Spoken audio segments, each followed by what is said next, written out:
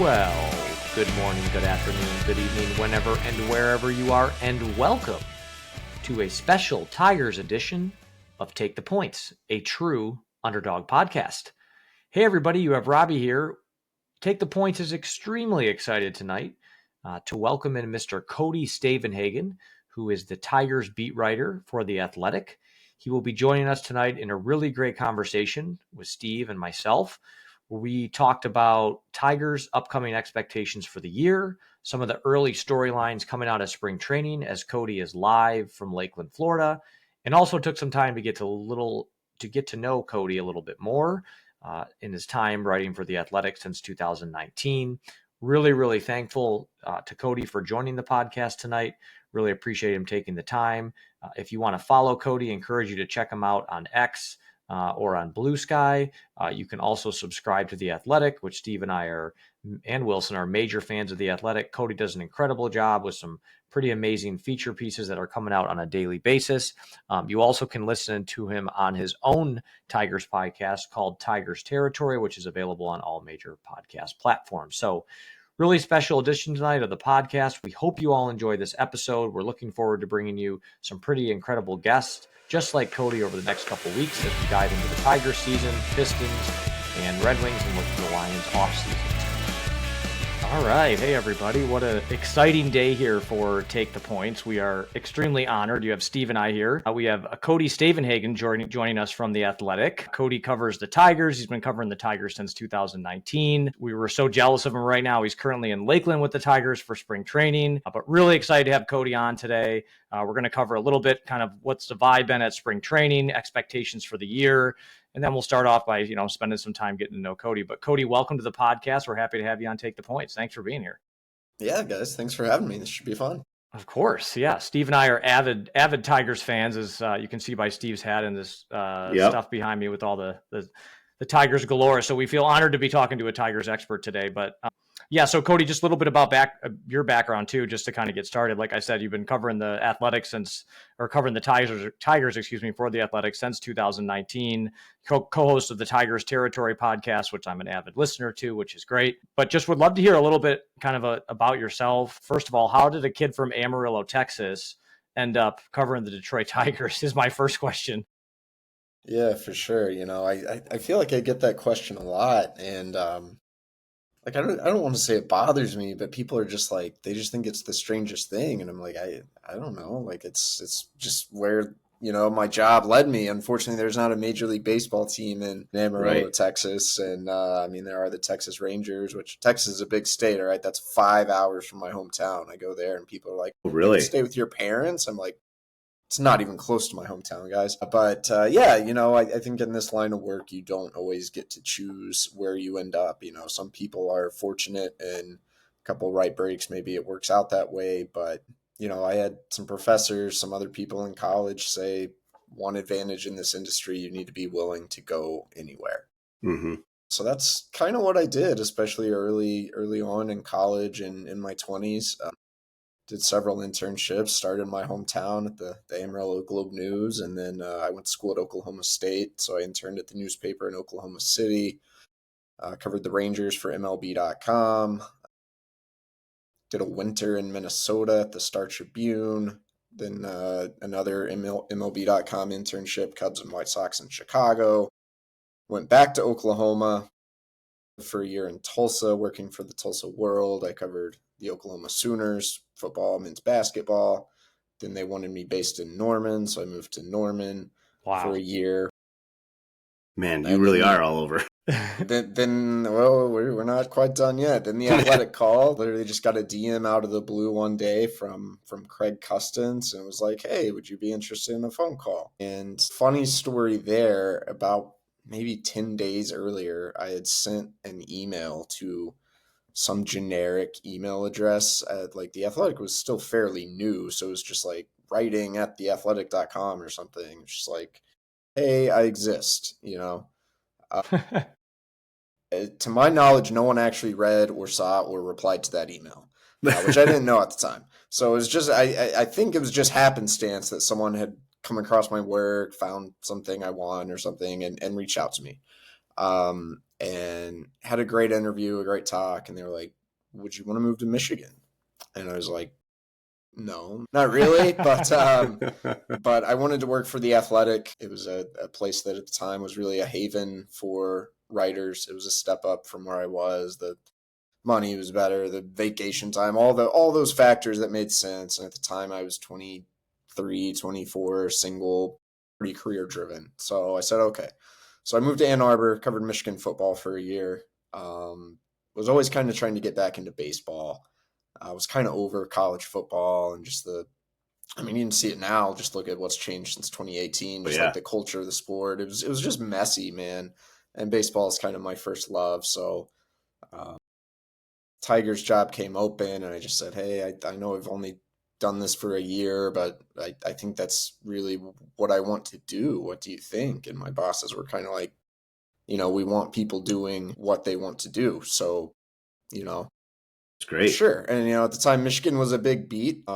Major League Baseball sounds sick, right? But I covered a Tigers team that lost 114 games. So for a year or two, I remember that. Did I commit career suicide? And it was weird. Like, you get your dream job, but it did feel like that for a couple of years. It was like, no one cares about anything I do. Yeah. But I did love it and did love being around the game. So now here we are a few years later. The Tigers aren't horrendous anymore. Have expanded my role to help out with some national coverage. So everything's worked out. It's been kind of a long journey, but that's how it goes sometimes. And then sometimes I'll talk to students or whatever, and you're like, well, you had such a linear path, and like on paper, it probably does look like that, like boom, boom, boom. And it's like, yeah, but there were like a lot of hard, sleepless nights in between all. Sure. Yeah, and I'm sure you should have probably known, really, the Oklahoma State to Detroit connection is usually pretty strong. You look at you got Barry Sanders, you got Cade Cunningham, and now Cody Stavenhagen, right? So the state of Oklahoma in general. Yeah, you were before Cade too. So you know, we had Ron Gardenhire, AJ Hinch, Jackson Jobe, all Oklahoma. Okay, guys. So you're just schooling me new on Malcolm Rodriguez on the Lions. Wow, yeah. This was so it runs deep. You can go back to Steve Owens, Billy Sims, the Sooners. I mean, come on, this is where it's at. Yeah. Wow. So you should have known really where you were heading right off the bat. Maybe so. You were meant to be covering a team in Michigan, especially in Detroit. That's what that whole for sure. Yep. You always end up where you're supposed to end up. And as you guys probably know, the strangest. Another very random connection. My best friend, Kieran Steckley, went to school at Oklahoma State. His dad was born and raised in Franklin, Michigan. So Kieran is a lifelong Tigers, Lions, Pistons fan. And out of just this sheer coincidence, we now host a Tigers podcast together. There you go. See, that's what dreams are made of. Funny how the universe universe works, right? Yeah. Yep. That's exactly what dreams are made of, Steve, maybe that'll be our story one day, right? We'll be like, we talked to Cody, our podcast really took off, and then we went on this non-linear path, and now we're on MLB Network. I don't think I carry that much weight. I'm still waiting for my stuff to Cody would be like, Steve was super weird, but Robbie took off after this. Right. That'll be the story. Right. The odds are only one of us is going to make it, right? Right. Cody, I know Steve and I are obviously like just huge fan of your work. We were just kind of talking too about, it seems like a lot of the, stories you're writing right now really are kind of more feature, right? So you think about kind of the fact that you're putting out, daily content, but it's not, hey, Gleyber Torres had a really good at bat today during spring training, right? It's a lot deeper content and stories. Is that something that just came naturally to you? And was that a way that you kind of wanted to cover sports and the Tigers specifically? Or is that more of a athletic, approach that they kind of want their writers to focus on? Because I just think it's really unique in today's day and age with sports and X, right, in the reels, and everybody wants information now. You really do a great job of kind of that long form storytelling. Yeah. Well, thank you guys. I appreciate that. It's good to know that, someone sees that and appreciates it, because absolutely, I know that, and thanks so much to everyone who reads my stuff. And I know there are a lot of loyal readers out there, but even as a writer, it can be easy to see like all this kind of vapid stuff that gets retweeted and thrown out there, and some just like, man, like am I even doing this right? But it's definitely always how I wanted to cover sports. I think it came pretty naturally, maybe just because it's what I found more interesting. I mean, I love the game, and every now and then I'll do some more numbers heavy stuff, or try to kind of intermix that. But I like writing. I like being a writer, and I like the humanity that unfolds within sports. In a way, it's easier to get to that in sports journalism than maybe even regular journalism, because you're seeing people succeed or fail on a daily basis and seeing how they respond to that, and seeing people go through all these ups and downs and injuries. And like, there can be a lot of humanity if you kind of take a step back and maybe not tweet as many pictures or post as many videos, and just think like, okay, well, what's going on here, and what's a compelling question to ask someone to get a better idea of what it is they're going through. And then when it comes to writing, it's like, it's there's so much content these days that's 8, 10, 12 column inches that's just, here's a list of facts and a couple quotes. Right. Yeah. And I find that pretty boring. And as a reader, like, I click on those stories just like everyone else, and then I kind of like figure out what the news is, and then I just scroll beyond. So the goal, I don't always succeed, but the goal is to write some sort of lead that can hook people, that'll have some sort of question, paint some sort of picture, hopefully be able to write a little bit cinematically. I say I want every story, even if it's Jackson Job's bullpen, to have a beginning, a middle, and an end. I love that.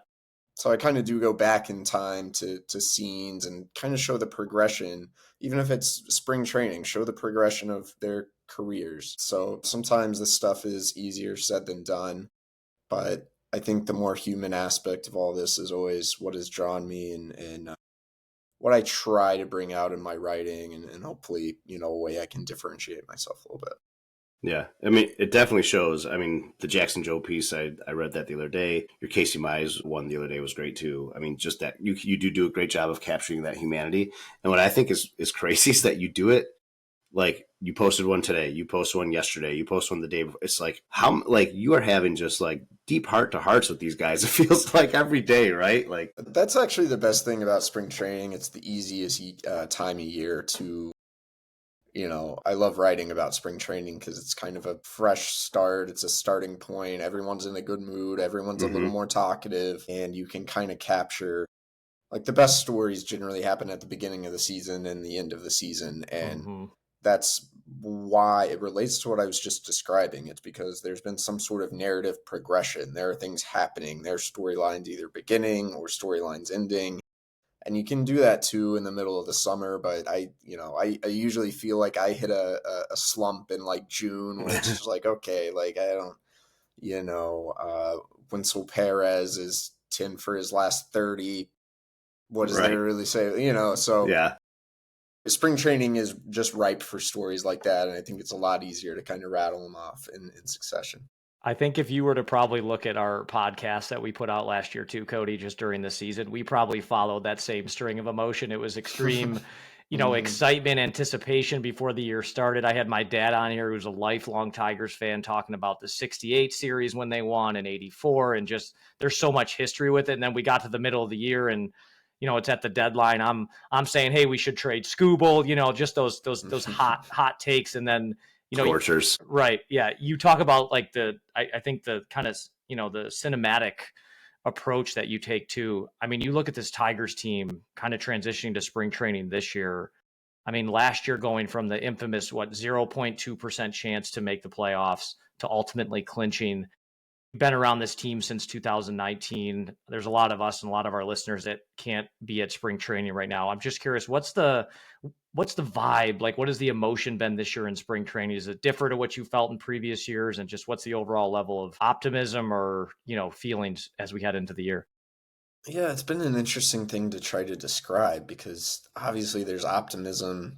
The expectations are heightened a little bit, but like, I would just say it's probably the most business-like camp I've been around. And even though it's this young, fun team, it's not like they're cutting up and cracking jokes nonstop. Like, they're pretty focused. They go about their work. I think now they know what is possible and like how to get there, and that is, like, I think they all have a little more confidence. You can just kind of see it in the way so many of these players carry themselves. Some of them are a little established. Some guys who were on the roster are now mainstays. Some guys who were on the bubble are now on the roster. Some guys who were destined to be in AAA last year are now really have a chance to earn a job. Like, you can kind of see that transition, but it's not like crazy hype. It's not anything over the top. I think Kieran said on this podcast, is that a reflection of AJ Hinch? I wonder if maybe it is, because that's very much kind of how he goes about his business all the time. And so if I had to pinpoint why, that would be a pretty good guess. But it's kind of an interesting dynamic where, like, things are really good, vibes are high, but they're not. It's not like ridiculous, and that's probably a good thing. Yeah. I do say, I think someone else said this, like, before the 22 season, they signed Javi, they signed Eduardo, Riley and Torque were going to make their debuts. It was almost like over the top, and I think, they got Tucker Barnard, and we're about to trade for Austin Meadows, and like Javi Baez had a go ahead or walk off or whatever it was on opening day, it's not going to be easy, but it's going to be fun. And it was easy to be like, wow, this team might win the World Series. And we know what happened after that. Yes, we sure do. One thing you mentioned too, you talked about the guys that were on the bubble, right? And I think, as a lot of us fans here, I think aside from Rick, Robbie, and I, who are really in tune with the prospect pool that the Tigers have, for the more casual fan, what are some names that you've been that have been catching your eye this spring that maybe some of the more casual folks aren't really attuned to yet, that have a good chance to make it up to the big club? Is there anyone that jumps out, or a couple guys that jump out to you? I mean, I think the most interesting players this spring probably won't break camp with the team, but have a strong chance to debut at some point this season. So Hao-Yu Lee comes to mind. He's been talked about a lot. Infielder, a little bit of an underrated prospect. He doesn't show up on top 100 list, but sit down with anyone in the Tigers front office and they're like, how is Hao-Yu Lee not a top 100 prospect? Right. And you're like, really, man? Like, you're just saying that because, like, you guys traded for him, and then you watch him play and you realize he can handle third better than you thought, and then you look at his numbers and then you realize how young he is. He just turned 22, and you're like, okay, maybe there's something here. Another guy is Tyler Owens. They traded him for Carson Kelly at the deadline last year, the Rangers. This guy's like 5'10". The quote going around this week, Javi Baez said he looks like Jesus because he has a long beard and very long hair. Well, he throws like 98, 99 from a 5'10" arm slot. Man. So that thing looks like it's on an elevator to hitters. He's working on a splitter. He's a relief guy, but, someone the Tigers think is going to be close to big league ready by this summer. Those are two players that I hadn't really seen a lot of that certainly caught my eye in terms of guys who have already played in the big leagues. You know most of them. The Tigers lost no one. It's a very similar team to last year, just with a couple new additions. How's Colt Keith going to handle the adjustment to first base? How's Justin Henry Malloy? He's taking some grounders at first base too. What does that mean? And then Jace Young, who debuted late last season, can he win the third base job? Those are among the more interesting storylines going on right now. Yeah, that's been a topic for us too. I think almost every week it's been kind of, we're on Bregman watch, as I'm sure everybody was. That's probably been the number one question. I heard you on Chris Castellani. I'm a huge fan of his. I heard you when you were on his podcast, kind of talking about, that was before, the news had broke of kind of what was going to happen with Bregman. But, just the third base piece too, when you bring up, Jace Young and Matt Vierling, I know that's been a big topic of discussion as well. Just, I guess, starting with the Bregman piece, it's been a question that I would just love to get your perspective on is, there's been a lot of fan sentiment as, again, I'm sure you've heard of, the Tigers willing to invest. When is going to be that moment, middle to back end of the league and overall payroll? I think there are a lot of us who were excited when we saw that they were involved with Bregman, that there was a chance that we might get Bregman. And it sounds like it really came down to the wire with that. Do you think that was a situation of, perfect player, right time, right place, had worked under AJ Hinch, an open position on the roster? Or do you think it signals more of a, I don't want to say mindset, but maybe a strategy shift within the organization that, they got the pocketbooks now, that when they see somebody that they know fits kind of their scheme, they're going to go after them? Yeah, I think as long as Scott Harris is running the Tigers, they will always be somewhat picky about the free agents they're willing to bring in. I think they would prefer short-term deals, at least for the near future. But the thing about the Bregman situation, even though they don't sign him, in a way it's encouraging to see, well, they went 6 years, they went a pretty competitive AAV. I don't know who the next player is that's going to check that box. Next offseason, I'm sure we'll hear like Vlad Jr. Are they going to beat out the Yankees or the Red Sox, whoever? Man, I don't know. But the fact that they put a competitive offer on the table to a player who really fit their needs in a way, I think is encouraging. It doesn't necessarily mean they're going to be big spenders in free agency next year. I think they're still going to be, like I said, like selective on who they think is the right fit. It's going to have to be a position that makes sense. It's going to have to be a guy they think fits their culture.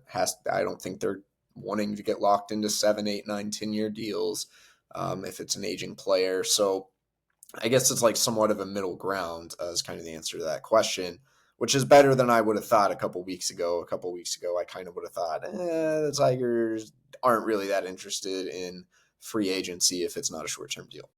Right. I think I do. You brought up something. I was going to save this towards the end because I like living in the hypothetical. We all like our what if scenarios, right? But Vlad, we okay, right? Yeah, and the giggles are coming out, right? We know the situation. He doesn't want to work on an extension in season. Toronto, you think, right? Like if they're kind of walking away from an extension with him, they're gonna move him. What would be a scenario where the Tigers can pull this off? And I'm asking more so like, what do we have that could entice them to do it? That's not, Skubal or Riley Green. I think Vlad will look great in pinstripes. Yeah, I know. I think we all know that. Yeah, we're dreaming over here. We're dreaming, huh? I do. I think I don't think the ballpark was the deciding factor in Bregman, but we've seen in the past, I think that's always going to be an issue with free agent hitters. Why would someone, especially someone whose game is very power driven, want to come to a ballpark that is not necessarily home run friendly?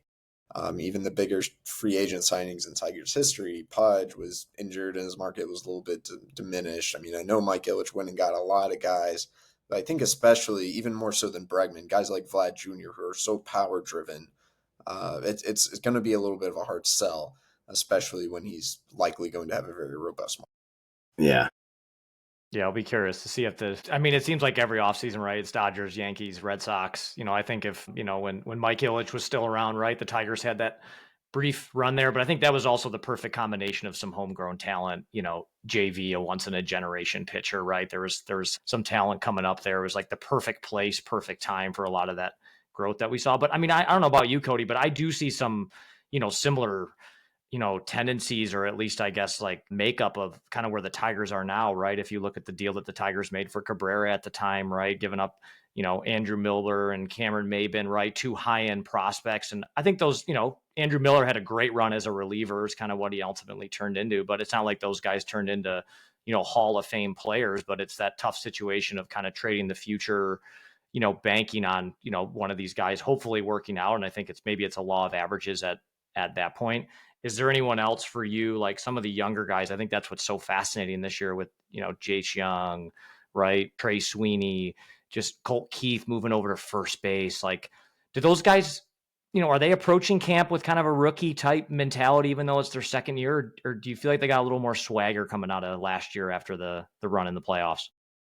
Yeah, I think Colt Keith definitely doesn't feel like a rookie anymore. I think he's a little bit looser, a little bit more comfortable. He's done this before. None of it's new.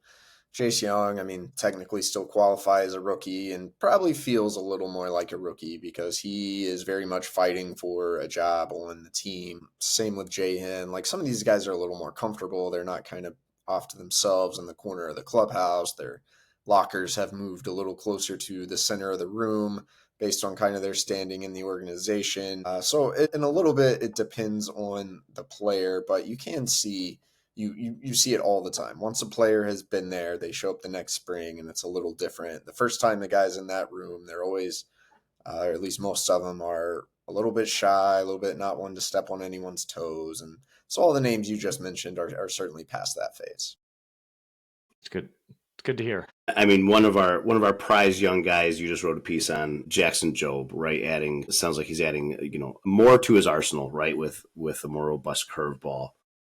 We did get a little taste of him last year. And I know Robbie and I on this show, we argued a little bit about whether or not he should have been used in that playoff game against Houston. Ultimately, it was inconsequential because we won that series. But I love that AJ Hinch trotted him out there and gave the kid a good look in a high pressure situation and then let him fight himself out of it. How good can Jackson Jobe be? I mean, you get to see him up close and personal. I mean, is this it seems like he has the best chance maybe as a rookie to be, to kind of stick around for the longest this year? Is that what we should be expecting? I think he and Jace Young both have very compelling roster cases. We'll see how Jace performs in spring training. There are probably more variables with Jace at third base, whereas Jackson, we're going to see it. There are 2 spots open in the rotation right now. What do the Tigers want to do with Kenta Maeda? How's Casey Mize going to look? They have a long list of other guys competing. Jackson Jobe easily has the best stuff out of anyone in this competition. I think heightened after watching him just a couple days ago, no, this guy should probably be on the team here. Let's not overthink it. But in terms of setting expectations for him, it's hard. It's really easy to watch a guy dominate Ryan Kreidler and Jace Young, no offense in live BP, and think he could win the Cy Young as a rookie. In reality, I think Jackson Jobe still has some refinement to do in his game. That doesn't mean he has to start in AAA, but I've compared it. Go back and look at the game logs from Justin Verlander's rookie season. You look at the baseline stats, he did pretty good. I think mid-3 ERAs. Actually didn't strike out very many guys at all. You go look at the game logs. He had some dominant outings, and he had some very bad outings. And I would not be stunned if we see something like that from Jackson Jobe. As filthy as he is, the fastball command can be a little sharper. He's still figuring out how to strike guys out. That's why he added this curveball that does look pretty nasty. But think of Mize, Skubal, these very talented pitchers we saw come up and really get their teeth kicked in the big leagues. You're facing the best hitters you've ever faced, more advanced. Hitters have very focused plans against you. I think Jackson Jobe has the stuff to have a very good rookie season. If he's in the big leagues all year, just by the nature of how often he's out there every 5th day, he has a real rookie of the year shot. But it's hard for me to say he's going to have a sub-3 ERA. I think if he has a 3.5, 3.6 ERA and strikes out 9-10 batters per 9 innings, that's a really good rookie year. Yeah. So maybe that should be that in itself is pretty high expectations, but something I think, that can be within his reach. Yeah, we have the magic of Chris Fetter too, right, at our disposal. I mean, the things that he's been able to do as our pitching coach has just been awesome, right? It's in Fetter we trust, and I can't imagine a better, coach to help kind of bring Jobe through. Cody, with your perspective too, I know Alex Cobb obviously starting off on the IL or whatever the heck they call it now, with his kind of hip inflammation or whatever he had going on. That kind of leaves 2 open spots at the end of the rotation. It seems like it's going to be Skubal and Flaherty for sure up front, right? Probably Reese Olson's going to occupy the 3rd spot. There's just kind of a collection of guys kind of for that 4 or 5 spot. Kenta Maeda, is it going to be, Kaider Montero? Is it going to be a Jackson Jobe? Do you have any thoughts? Not that you have a magic 8 ball, but if you look at kind of what you think could happen coming out of spring training, do you have any kind of guesses or initial thoughts of how you think they're going to fill those last 2 rotational spots? Yeah, I mean, if I had to guess right now, I would say Jobe and Kenta Maeda. Jobe, like I said, as long as you don't overthink it, this guy's in your rotation. And then the 5th one, I know people don't want to hear Kenta Maeda. I'm just telling you, they're paying this guy. I don't think Scott Harris is going to go to Chris Ilitch and say, hey, I really messed up. Could you give me $10 million and let's kick this guy out of here? I just don't think that's happening. Plus, they're talking about they've worked with him all off season. He showed up spring looking better, throwing harder. I don't know that means Kenta Maeda is going to have a great year, but could he be a little bit better than last year? Could he be usable? When you're paying a guy, I think that's what you're going to get out of it. They could move him to the bullpen and just try to avoid him. I'm not sure that's super ideal either. I have a suspicion they're going to want to at least try to give this a run. I guess I should say, assuming Maeda looks decent in spring training. I mean, if it's clear that he's just awful, I don't know. I just don't. I'd be shocked if they ate the money. So right now I'm picking him in the rotation, but I'd be happy to be proven wrong. It's important to remember we make all these projections, but there's a lot that's going to happen over the next 5-6 weeks. And we're also 1 injury away from kind of the whole conversation being pointless. So, yep. So I like having a little fun with you. if Scott Harris doesn't want to go to Chris Ilitch and say, hey, I messed up, let's just pay this guy to go away, can he say El Avila messed up and pay somebody else to go away? And yes, I know. I think we know who we're all talking about, and maybe I'm being a little harsh, but I'll kind of combine two questions into one for you, Cody. There's two guys on this team, and I think are really big points of frustration, being very clear, right, as fans, as in Javi Baez and Spencer Torkelson. I mean, how are they looking so far in camp in terms of not just the production, right, but like, are they feeling that kind of pressure from the outside? And what can we as fans expect? I think I know the answer with Javi in terms of we're paying this guy, he's going to stick around, and that's fine, right? I think we got to kind of honor that. But both these guys, I think their futures are kind of big question marks. What are you seeing? Yeah, it's hard for me to see Javi Baez finishing this contract, assuming his performance doesn't turn around, but I don't think they would eat that money this year. The hip surgery, it does feel like a little bit of a last-ditch effort. Okay, can we get anything more out of this guy? If he can if he can hit lefties and play good defense, we can make it work. I don't know if that's going to happen. He had the hip surgery. He looks really healthy so far in spring. He's not 100% cleared yet, but he's swinging, he's running, or he's fielding as normal. He still has a couple running tests to pat. Looks to me like a guy who's going to be ready for opening day, barring any setbacks. So not necessarily what people want to hear, but it seems like the reality. And I think the Tigers' decision makers are just kind of gritting their teeth and kind of hoping they can push through it and get a little bit more out of him. It's not a good situation. There's really no other way to say it. I don't know if it matters or not, but Javi has been in a really good mood this spring. He's been as comfortable and almost outgoing as I've seen him. I saw he drove his nice car to camp, right? I think I saw. He's got a couple nice cars. Yeah, I'm sure he does, right? But I think the same with Torkelson. Expectations are zero for these guys now. Yeah. And I almost wonder if that's a good thing. Exactly, yeah. Torkelson, in a way, he said the right things on the first day of camp, and he's pretty much been left alone since. His lower half swing mechanics and the angle in which he's holding his bat look a little different to me, but not overly different. There are no big changes. He hasn't really done anything good or bad enough yet to make any real judgments. But I think it's okay, if he starts hitting, that's great. And if he doesn't, that's fine. The team seems prepared to move on. Jahan's going to push him for a roster spot. So yeah, I guess that's kind of my sense so far is maybe it's good that in a way, there's actually not pressure on these guys because people have given up on Javi a long time ago, and Tork's not going to be held to near the standard he has been in the past. Yeah, and Steve, you nailed it on the head, I think, with some of the frustration, just because you hear from Scott Harris, even as Cody, I'm sure you remember in his opening press conference, right? The two kind of mainstays, foundational things he said about this team, right, was that the pitchers were going to pound the strike zone, and he wanted patient hitters that were not going to chase. And then you look at someone like Javi Baez, does the complete opposite of that, right? I mean, I actually partly felt bad for the guy last year, to be truthful with you, when he was just swinging out of his skis for sliders. They're not even, the catcher's lining up 2-3 feet. It felt like outside of the zone. You could just tell he was struggling. And I think it was interesting that the team kind of made a run when he was gone. You wonder if that was from him, from just the boost. There was a lot going on at the same time. It wasn't just Javi going out, but your expectation is obviously that he's going to make the team at least out of camp, maybe similar to the Kenta Maeda situation, where because of the contract, you're going to have to carry him at least and kind of see how things go. But do you think he can help someone like a Trey Sweeney, some of these younger guys, for as much tough time as we give Javi? He's been around, right? He's been around this league for a long time. Could he maybe be that veteran presence, even if he's not getting, as many ABs as he's gotten in the past? They kind of carry him around just to be that veteran leader, or do you think it has to be, hey, he's going to be full go or bust? Yeah. At the end of the day, Javi's not kind of this outgoing, sage, wise leader. That's never going to be him. At the end of Miguel Cabrera's career, people kind of tried to portray him as that, but he wasn't. They're kind of similar in that they actually keep to themselves a little more. That's just not really Javi.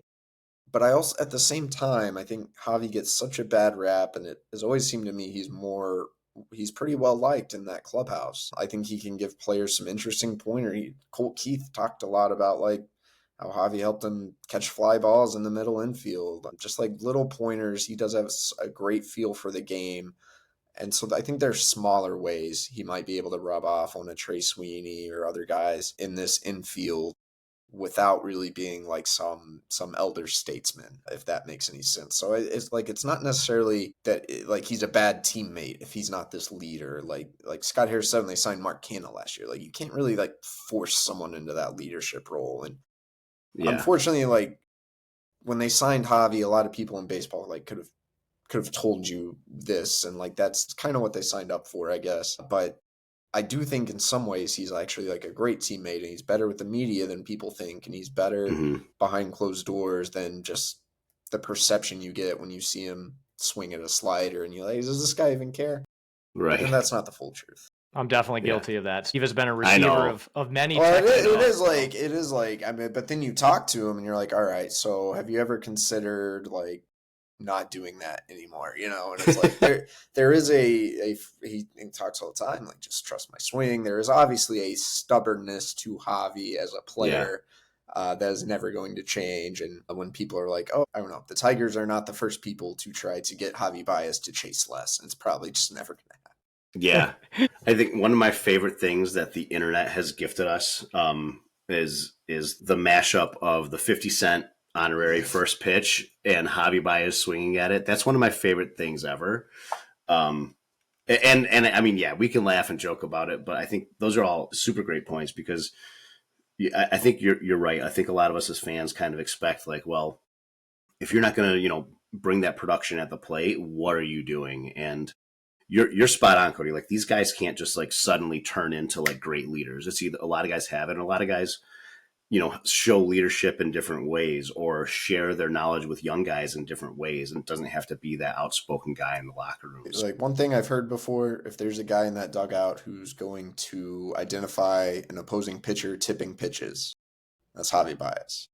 Great. That's a huge skill and leadership factor that is probably going for most of us fans unnoticed. 100%. Yeah. Cause Cody, like you said, we're sitting there seeing, swings out of the strike zone. And I think the biggest thing, even on Torkelson and Baez, just like their bats right now are so needed in this lineup, especially when I look at someone like Spencer Torkelson. I think we just covered it last week on the pod. This was kind of post Bregman. I went through kind of, what's that replacement going to look like, right? Is it out there, right? It is a JD Martinez, but does he really fit this roster with where he plays? Is it a Jose Iglesias, former Tiger, coming back, but does he really have the pop? What do you think on like the Spencer Torkelson, I don't even want to call it saga, but just the Spencer Torkelson uncertainty at this point? Do you think they work to, let's say Torque doesn't make it out of camp, right? Do you think there's a chance that they add another external bat to this team? Or do you feel like, based on what you've heard from Scott Harris, this team is, they have the pieces at this point, just how they're going to put them together may vary heading into training camp, but we kind of have the squad? Yeah, Scott said pretty outright he doesn't see anyone else coming via free agency. He said they're going to explore trade opportunities. You look at the trade market, I don't know that there are a ton of great options out there. I'm surprised more people haven't talked about Taylor Ward, who the Angels were rumored to want to trade at one point. Yep. Kills lefties, could play corner outfield. You could play more Veerling at third. The Angels, in theory, might not be the hardest trade partner given their status of their organization. So I have no idea. I've not heard that from anybody, but like if there were one guy out there, that would be the name I have circled. But I get the sense they're content to roll with this roster, and if they're in it at the deadline, then maybe try to make a move to add a bat. I don't know that I necessarily agree with that approach. I think they need another right-handed hitter, but they don't let me run the team. So yeah, well, not yet, at least, right? Probably not ever. I know we're coming up against time. I think we'll probably wrap it here with one final question for you. Robbie came up with this question. I got to give him all the credit in the world here. The Lions this year. You've probably been entrenched in Detroit. The Detroit sports culture here. I think we're a top 5 sports city in the country. Obviously, when the Lions are good, like everybody's feeling that vibe. And the word that that the Lions used all year was grit, right? What do you think would be a mantra if they, whether they're doing this or not in the locker room, but if there was like a one or two or like a phrase that described this team coming into 2025, what do you think that might be? Little pop quiz for you to see. Well, it's not original, but they've seized onto the Gritty Tigers thing from the end of last year. They got a bunch of new Gritty Tigers shirts, so I think that plays off the Lions' grit theme, and I think they're very much prepared to run that back. I would need some time to come up with a better mantra. Maybe there's something else, but yeah, for right now, I think you got to stick with Gritty Tigers. It worked last year. Same team pretty much. Why not roll it back? Yeah, I was going to say, I think it's we were trying to come up with the words. It was like scrappy, resilient, and we just kept coming back to grit. It's like, I don't think I've it's ever, all the same, right? It's like grit just encompasses so much about this team. Cody, maybe that can be a feature for you at some point, right? Like how do you define the Tigers in one word? Which, I guess, I hope we're coming on here. Maybe they're AL Central champs would be a good word we could call them. Fingers crossed. I'm officially a 1901 Society member too. I have to call that out. I am now a season ticket holder, so I will be there at Comerica Park. Hopefully you get a chance to sit in those nice seats behind home plate. That's one of the advantages of being a beat writer, right? You get the free Champions Club or what? No, they're gonna sell every one of those tickets and make as much money as they possibly can. No free seats down there. Yeah.